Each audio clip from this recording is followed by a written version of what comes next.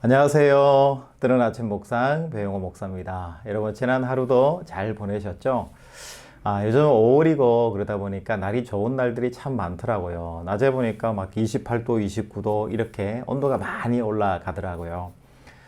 따뜻하고 좋은 날들의 연속이 되는데요. 그럴 때마다 하나님을 찬양하고 우리 삶의 자리에도 따뜻한 온기와 기쁨이 넘쳐나는 그런 삶을 살아내시는 여러분들 되시기를 다시 한번 축복합니다. 오늘 우리가 함께 나눌 말씀은 시편 49편 10절 11절 말씀입니다.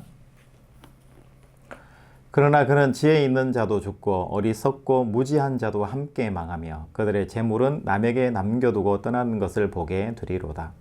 그러나 그들의 속생각에 그들의 집은 영원히 있고 그들의 거처는 대대에 이르리라 하여 그들의 토지를 자기 이름으로 부르도다. 아멘. 오늘 시편 49편은 고라 자손의 시편이에요. 고라 자손의 시편이고 소유와 재물에 대한 내용에 대해서 말씀을 묵상하고 노래하고 있는 것을 볼 수 있습니다. 그러니까 우리가 예배드리고 노래하고 찬양하고 감사한다는 이것이 그냥 단순한 신앙의 하나의 교리적인 부분이 아니라 우리 일상에서 매우 중요한 것들이 적용된 부분이라는 것을 알 수가 있죠. 오늘 고라의 시편 내용을 보면 재물과 토지, 사람이 자기가 가진 것에 대한 소유의 욕심들, 이것들에 대해서 하나님 앞에 우리가 어떤 모습으로 살아나야 되는가, 어떻게 하나님 앞에 찬양하며 살 수 있는가에 대해서 잘 묵상을 하고 있는 내용입니다. 그래서 오늘은 우리의 재물과 소유에 대해서 잠시 말씀을 묵상해 보려고 합니다.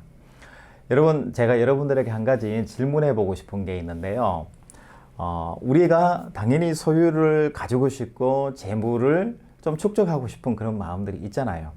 그러면 어디까지가 소유가 허락이 되는 것이고 어디까지가 욕심일까? 다시 이야기하면 어디까지가 소유고 어디까지가 소유욕일까? 그러니까 소유하고 소유욕은 다르잖아요. 그러니까 소유는 내가 본질적으로 본능적으로 필요한 것을 누리고 내가 가지는 거예요.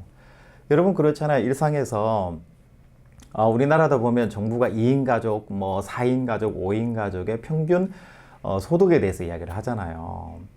제가 도표를 이렇게 한번 보니까 4인 가족 그중에 최저가 얼마냐면 330만 원 이렇게 나왔더라고요.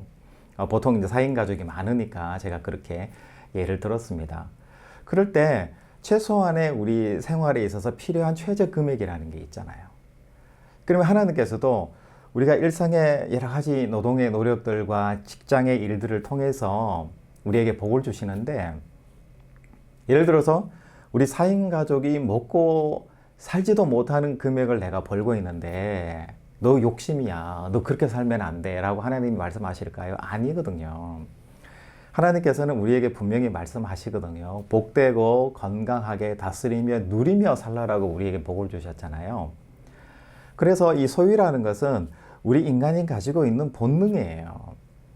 여러분, 남자들이 좋은 여자를 선택하기를 원하잖아요. 그 좋다라는 것이 뭐냐면 생물학적으로는 좋은 씨를 내가 받기 위해서, 그리고 다음 세대에 더 좋은 자손을 낳기 위해서 여성들은 생물학적인 그런 본능을 가지고 있다는 거예요. 그래서 남자를 고르는 거예요.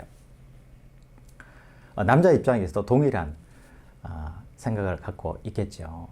그렇기 때문에 이 소유라는 것은 인간이 가지고 있는 본능이에요. 내가 훨씬 더 안전하고 나의 건강과 나의 몸과 나의 가정과 내 삶을 유지하기 위해서 반드시 필요한 것이기 때문에 당연히 소유를 위해서 열심히 일하게 되어 있는 거죠. 이것은 하나님이 주신 본능이고요. 하나님이 우리에게 만들어주신 자연스러운 거예요. 그런데 문제는 소유하고 소유욕의 차이가 뭘까? 어디까지가 그럼 허락이 되는 것이고 어디를 넘어서면 그 기준이 뭐냐고요. 어디까지 넘어서면 이게 욕심이 되고 어디까지는 되는 거냐. 우리가 한번 생각해 볼 필요가 있잖아요. 11절 말씀에 보면 그러나 그들의 속생각에 그들의 집은 영원히 있고 그들의 거처는 대대에 이르리라 하여 그들의 토지를 자기 이름으로 부르도다. 다시 이야기하면 영원토록 내가 이 소유를 누리고 싶어 하는 마음이 들 때, 이게 뭐냐면 그때부터는 뭐가 되는 거예요? 욕심이라는 거예요. 그 욕심이 뭐냐면 내가 이미 충분히 누리고 있는데 더 많이 누리겠다라는 마음으로 경제적인 것, 물질, 돈에 집착하는 경우.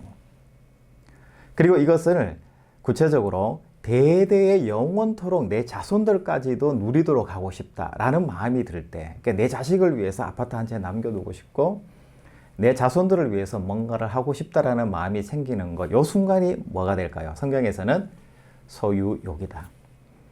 그러니까 내가 누리고 내 자손들을 딱 키워내는 이 과정까지는 괜찮은데 내 자손들에게 물려주고 싶고 내 이름을 남기고 싶고 내 대대손손 잘 먹고 영원히 잘 살고 싶다라는 생각을 하는 순간 뭐가 되는 거예요? 욕심이 된다라는 거죠.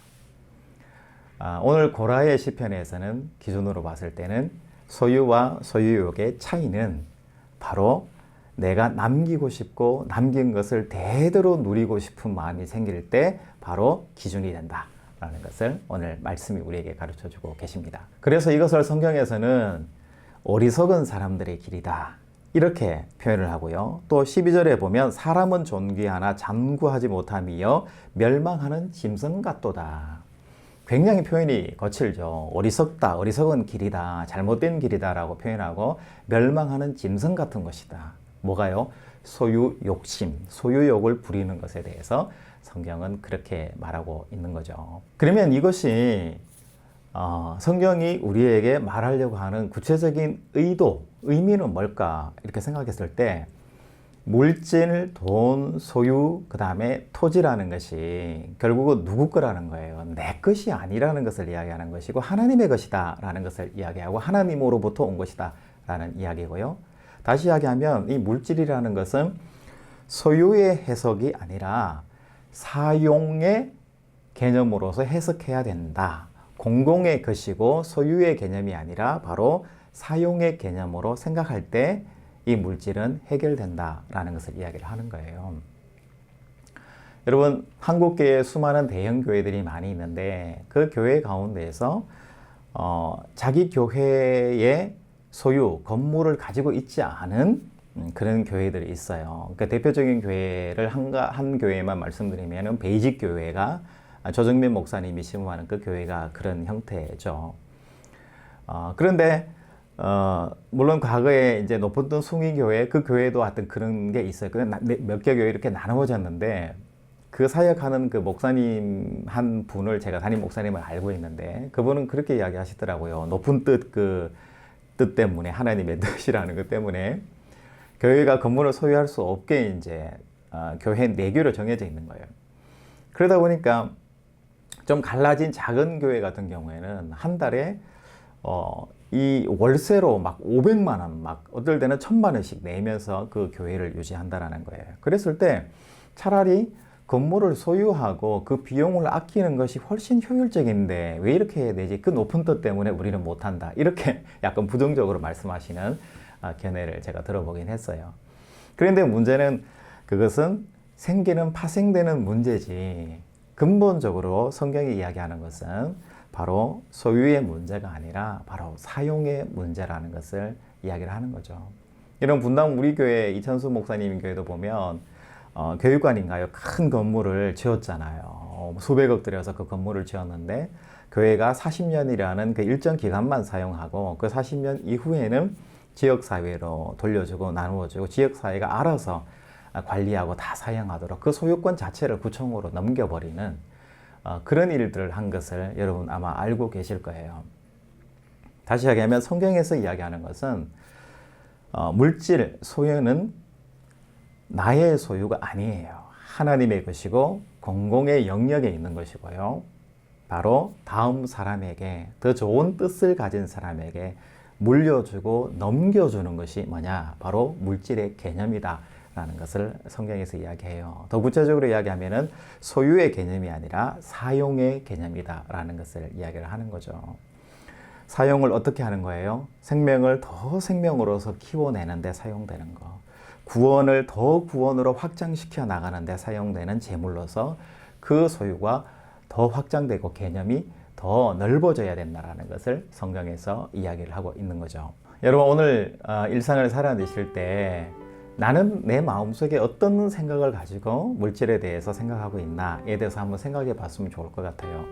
여러분, 돈을 버는 목적이 뭘까요? 나는 왜 물질이 많아야 될까요? 나는 왜 10억, 20억, 30억 돈이 있었으면 좋을까요? 그 이유는 우리 가족이 행복하고 또 내 아들, 딸들에게 최소한 10억씩, 10억씩 이렇게 집 한 채, 아파트 한 채씩 주고 싶어서 나는 돈을 번다. 이것이 부모의 역할이라고 생각하기 때문에 그러지는 않을까요? 그런데 그 뒤에 보면은 어떤 마음이 있을까요? 오늘 성경에서 이야기하는 것처럼 내 이름을 내고 내가 영원히 대대로 살고 싶은 나를 위한 욕심이 그 속에 들어가 있는 거예요. 여러분, 성경은 그것을 절대적으로 반대하고 있습니다. 우리 마음속에 있는 이기심, 그 소유욕 때문에 많은 것들을 잃어간다라는 사실을 여러분 기억하시고, 오늘 내 삶의 자리에서 작은 것이지만 나누고 또 품고 또 나누는 그런 삶을 살아낼 때에 소유가 물질이 아니라 바로 사용의 개념으로 변화될 때에 우리에게 하나님의 뜻이 실현되는 것이고 훨씬 더 우리는 풍성하고 아름다운 삶을 누릴 수 있다는 것, 여러분 기억해 주시길 바랍니다. 여러분, 돈의 문제가 아니라 돈보다 더 중요한 것이 있잖아요. 서로 간에 좋고 선한 관계를 잘 만들어내는 거고요. 돈은 필요에 따라서 우리 관계를 위해서 도와주는 역할을 하는 것이 바로 돈의 문제라는 사실을 여러분 잘 기억하셔서, 돈은 소유욕의 문제, 소유하는 욕심의 문제가 아니라 어떻게 사용되는 도구인가 라는 사실을 잊지 마시고, 돈에 지배받지 마시고 돈을 잘 사용하시는 여러분들의 오늘 하루 되시기를 주님의 이름으로 축복합니다. 여러분, 내일 또 뵙겠습니다. 샬롬.